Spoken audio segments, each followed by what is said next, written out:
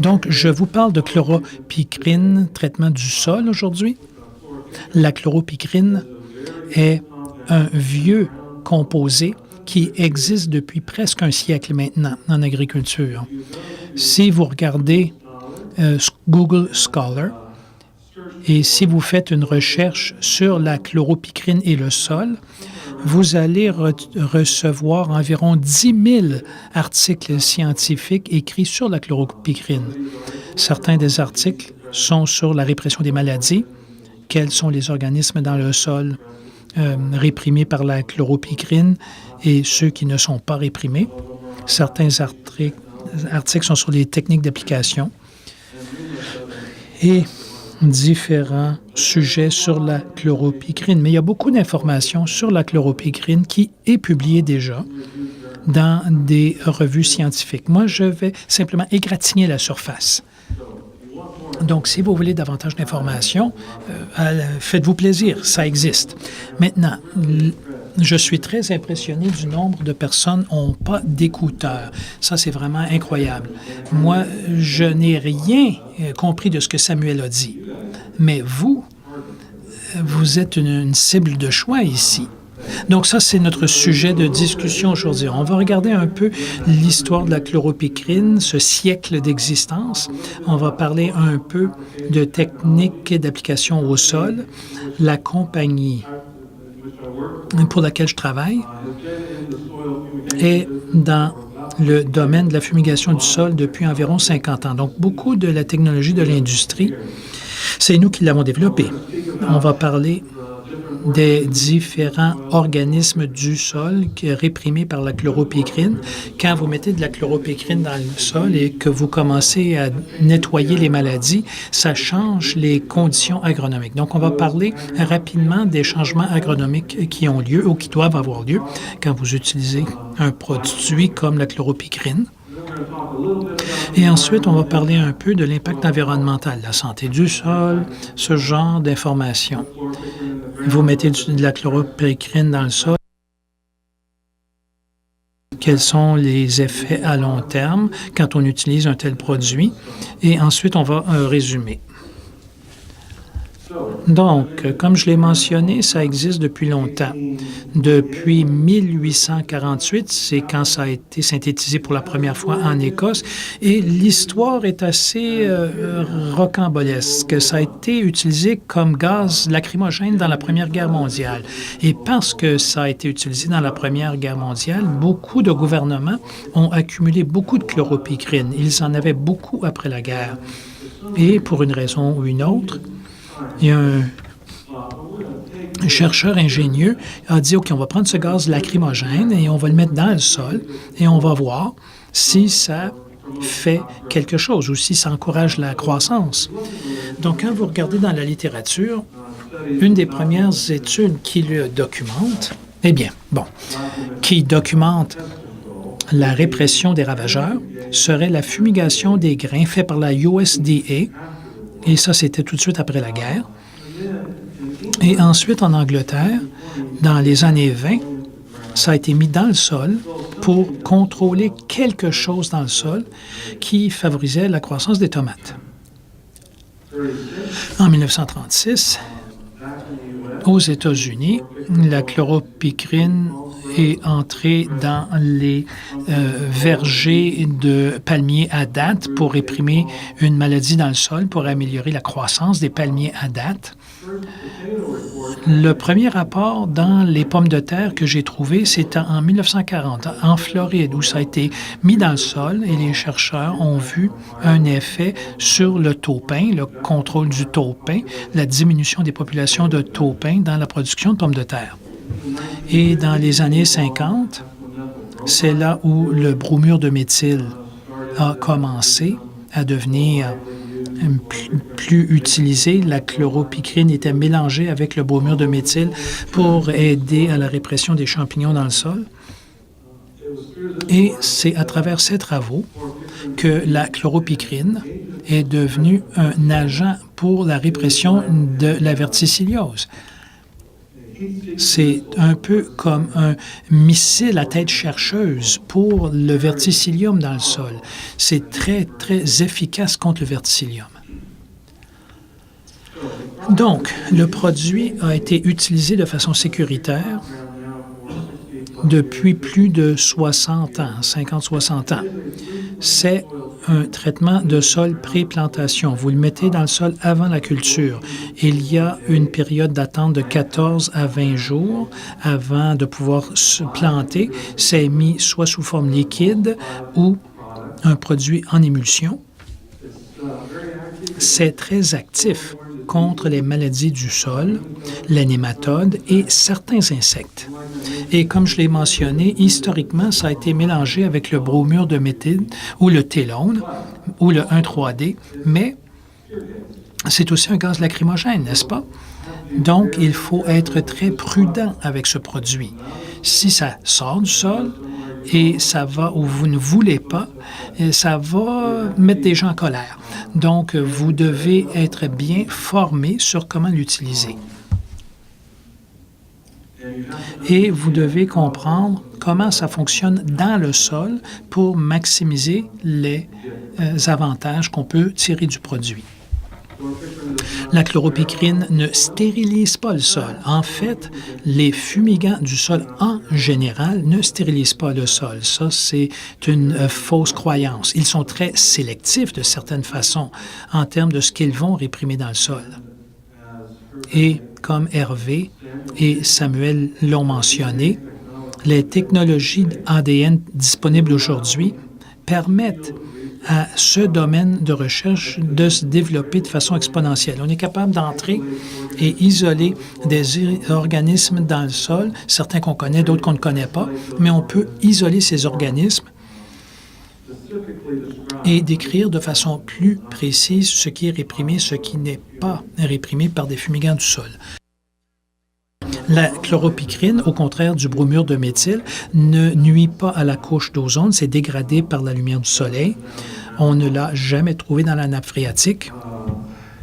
Vous pouvez voir une réduction dans l'ingrédient actif quand vous utilisez de la chloropicrine, quand vous utilisez ce produit. Ça mène à des racines en meilleure santé. Vous éliminez les agents pathogènes du sol, beaucoup de maladies qui ne peuvent être réprimées autrement, qui ne peuvent être réprimées par aucun autre pesticide. Ça laisse des racines en meilleure santé, ce qui améliore l'absorption de l'eau et l'absorption des engrais. Souvent, quand un produit comme la chloropicrine est utilisé, on peut diminuer la quantité d'azote et d'autres engrais utilisés parce que la culture est plus efficace à absorber ce qui est appliqué. Donc, ça nous amène à aujourd'hui. La chloropicrine est un produit homologué aux États-Unis et au Canada, mais avec ça, vous avez beaucoup de protection, mais beaucoup de responsabilités pour ceux qui vont utiliser ces produits. Des plans de gestion de fumigants doivent être en place. Il faut laisser des zones tampons. Ça, c'est la distance autour du champ où il y a eu une application avant que les gens puissent y entrer. Et il y a beaucoup d'autres règlements pour une utilisation sûre et efficace du produit. Donc, parlons maintenant d'application au sol. Bon, il va falloir que j'accélère, je crois. Nous allons parler d'application sur un sol nu par rapport à l'application sous bâche de plastique. Et dans une application sur un sol nu, vous utilisez les caractéristiques du sol pour aider à garder le gaz dans le sol. Donc, vous devez développer un système qui compacte le sol, qui diminue la porosité et fait en sorte que le gaz va migrer lentement dans le sol. Le gaz a une demi-vie très courte. C'est dégradé par les micro-organismes du sol et le plus gros va disparaître 3 à 5 jours après l'application. Et c'est dégradé dans le sol par des micro-organismes. Donc, dans les systèmes à sol nu, on utilise un butoir, un système de butte, des buttes, avec une compression des sols. Nous voulons une humidité élevée dans le sol pour ralentir le mouvement du produit dans le sol et on ne veut pas beaucoup de résidus ou de matière organique qui peut créer des cheminées qui vont permettre au matériel de s'évacuer du sol. Donc, dans ce genre de climat, pour la production des pommes de terre, on l'appliquerait à l'automne. Et ensuite, on planterait les pommes de terre dans cette butte au printemps. Et chaque butte, un seul coutre circule dans le rang, le gaz est injecté, le sol est comprimé, tassé, et vous vous retrouvez à créer une dose. Une dose, c'est la concentration de fumigant multipliée par le temps d'exposition. Différents organismes dans le sol requièrent une dose différente pour leur répression. Et ça varie. Tous les organismes ne sont pas tués par la même dose ou réprimés par la même dose. Ça varie beaucoup. Voici une pièce d'équipement utilisée dans l'est des États-Unis et dans la région du Nouveau-Brunswick. C'est une butteuse Sputnik modifiée. Sur la butteuse Sputnik, on a un réservoir de fumigant, le gros réservoir en haut.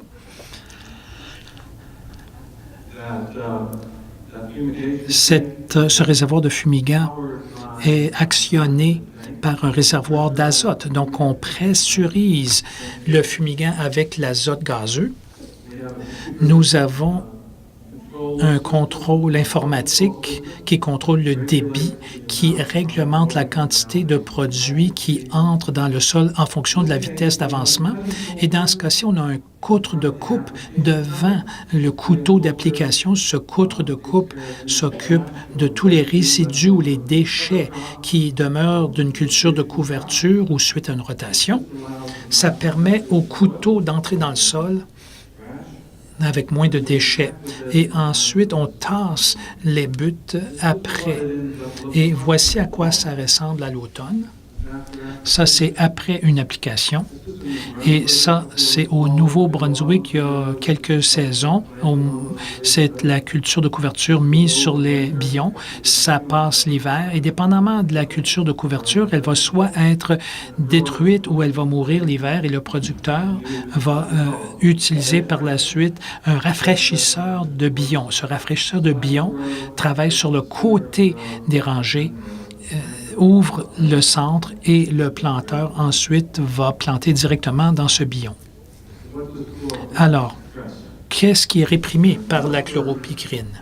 Il y a plusieurs différentes maladies du sol que la chloropycrine réprime, y compris le verticillium, la gale commune, la rhizoctonie, les cholétotrichomes ou la darthrose, le fusarium, pythium, phytophthora, certains nématodes, y compris le nématode des lésions. Ce n'est pas efficace dans la répression de certains organismes, y compris les trichodermes, certains mycorhizes et les bacilles favorables dans le sol, en fait, les pseudomonas et d'autres micro-organismes indigènes au sol. Et si vous y pensez, ces organismes ici sont surtout des espèces invasives. Elles sont arrivées quand on a commencé à cultiver la culture. Celles-ci sont plus faciles à réprimer que les espèces indigènes. Maintenant, on pourrait appliquer assez de produits à dose assez élevée pour réprimer tous ces organismes dans le sol et pour faire un meilleur travail de destruction de la diversité biologique. Mais on n'est pas obligé de le faire. On peut appliquer une dose de produit qui réprime la majorité de ces organismes, mais permet à ceux-ci de reprendre après l'application. Donc, choisissons quelques organismes différents et on va regarder les différences qui peuvent être réalisées quand vous réprimez ces maladies. Cette variété, c'est Vivaldi. Ça a été cultivé en Floride et voici comment la gale commune se présente sur Vivaldi en Floride.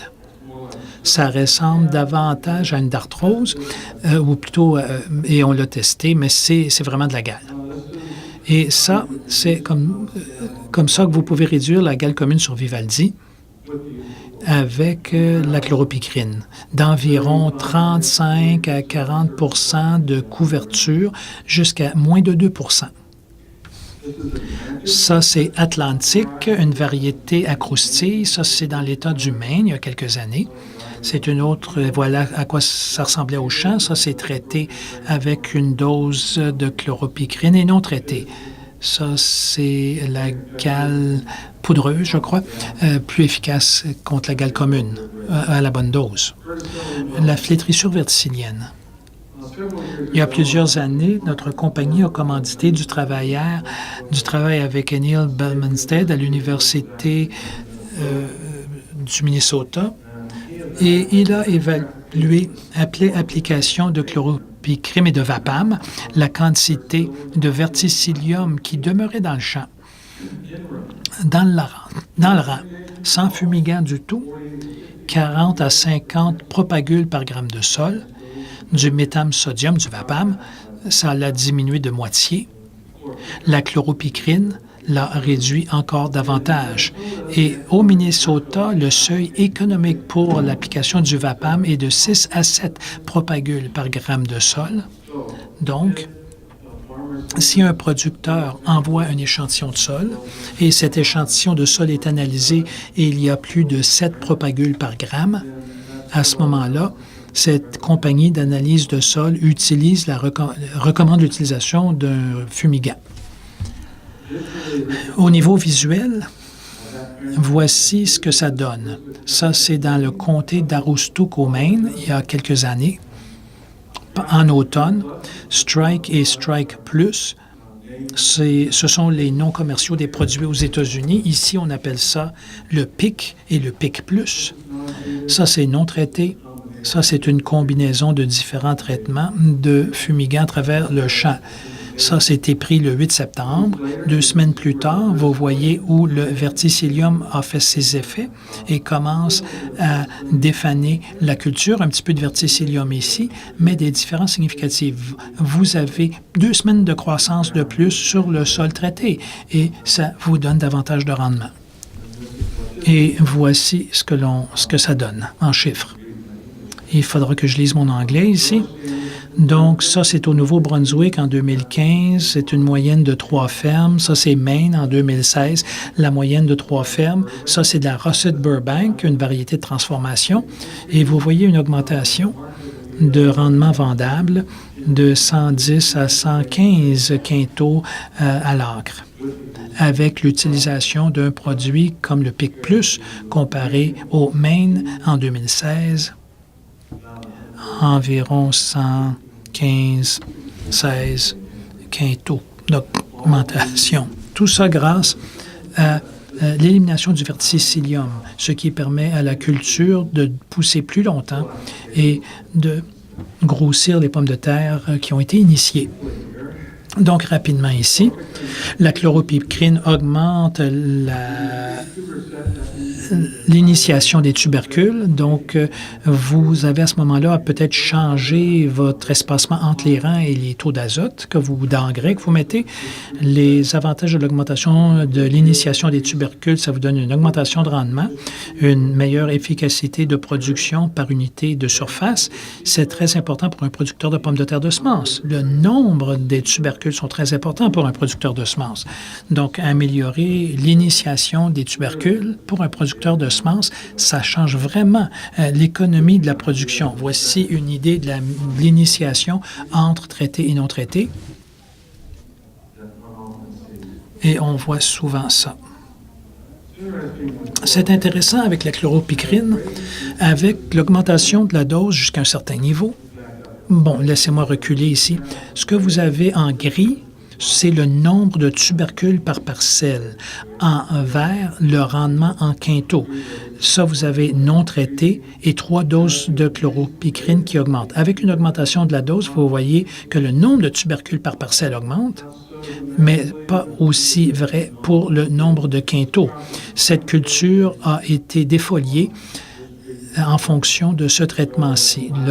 Si le producteur avait permis à ce traitement d'aller un petit peu plus longtemps, 10 jours de plus, ce rendement aussi aurait augmenté. Mais ce qui est intéressant avec la chloropicrine, jusqu'à un certain point, plus vous mettez de chloropicrine dans le sol, plus vous allez avoir un grand nombre de tubercules. Dans les sols où il y a une pression par les maladies. Bon, l'impact environnemental. Il y a 2 types d'impact environnemental. L'impact physique à l'environnement, donc le devenir dans l'environnement, et l'impact biologique lié à la santé des sols. Nous allons nous concentrer sur la santé des sols aujourd'hui. Et encore une fois, la chloropicrine est utilisée depuis longtemps. Il existe beaucoup d'informations qui montrent ce que la chloropicrine tue et ne tue pas. Ça, c'est un article d'Espagne au début des années 2000. Vous avez un témoin ici. Sur 3 saisons, ils ont évalué le trichoderma dans le sol après l'application de fumigants, le bromure de méthyle, télone, vapam, chloropicrine. Je voulais mentionner que avec le temps, les niveaux de trichoderma augmentent dans beaucoup des traitements fumigés, au-delà du témoin non traité. Donc, ça ne stérilise pas le sol. Ces produits, dans certains cas, vont même favoriser la croissance de certains organismes bénéfiques. Notre compagnie travaille avec l'Université du Michigan depuis quelques années. On a commencé une étude sur 7 ans pour évaluer l'impact de la chloropicrine sur les organismes bénéfiques. Le Dr Rosenslag à l'Université Michigan State se spécialise dans les bactéries du sol. Donc, nous avons mis sur pied un traitement où on traite avec la chloropicrine, soit tous les ans ou non traité. Donc, toute une série de traitements différents pour voir quel effet négatif la fumigation a sur le sol et sa santé. Il peut évaluer beaucoup de bactéries et il peut extraire des bactéries du sol. Bon, il regarde des centaines d'organismes.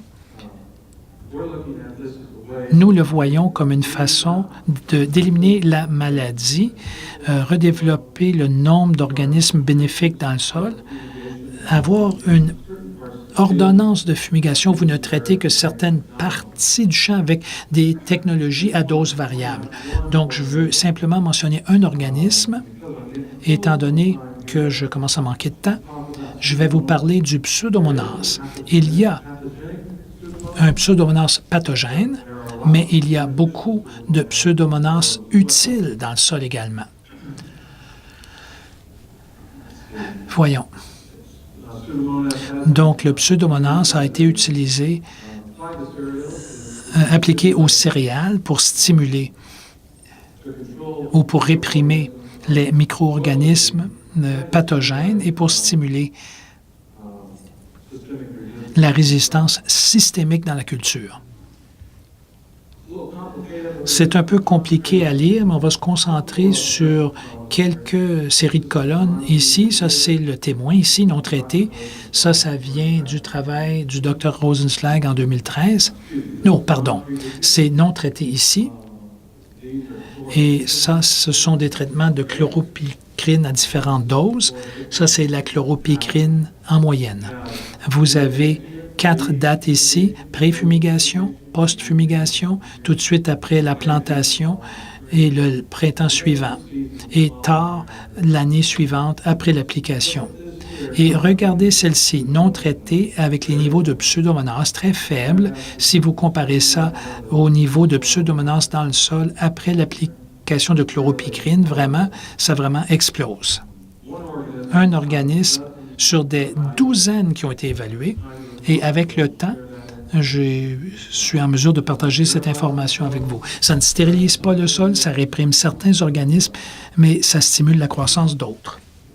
L'objectif, donc, est d'être capable de cartographier les champs et déterminer où se trouvent les organismes bénéfiques, les niveaux de pathogènes et être capable de faire des traitements localisés pour contrôler les maladies, améliorer la croissance et améliorer la qualité de la culture. Donc, en résumé, les avantages à long terme, si vous voulez le voir comme ça, d'un produit comme la chloropicrine, ça améliore l'efficacité de production. Vous pouvez produire davantage de tonnes à l'hectare. Ça augmente la rentabilité des producteurs, potentiellement, de ceux qui utilisent ce genre de produit dans les régions ou dans les endroits où c'est requis, là où la pression par la maladie est élevée. On a montré que vous pouvez raccourcir les rotations en utilisant un produit comme celui-là. Si vous allongez vos rotations surtout pour réprimer ou réduire le verticillium, la flétrissure verticillienne, vous pouvez utiliser un produit comme la chloropicrine pour diminuer ces niveaux de flétrissure verticillienne et donc raccourcir votre rotation. Ça vous permet de cultiver des meilleurs champs plus souvent avec moins d'intrants globalement, y compris l'azote et potentiellement l'eau. Et les impacts sur la santé du sol, il faut que vous le voyiez comme un produit de base. Si vous utilisez ce produit là où vous en avez besoin, il peut donc avoir un effet domino sur d'autres aspects de votre production, vous amenant à ce qui peut être un système de production efficace. Et sur ce, je vais vous dire merci et vous demander si vous avez des questions.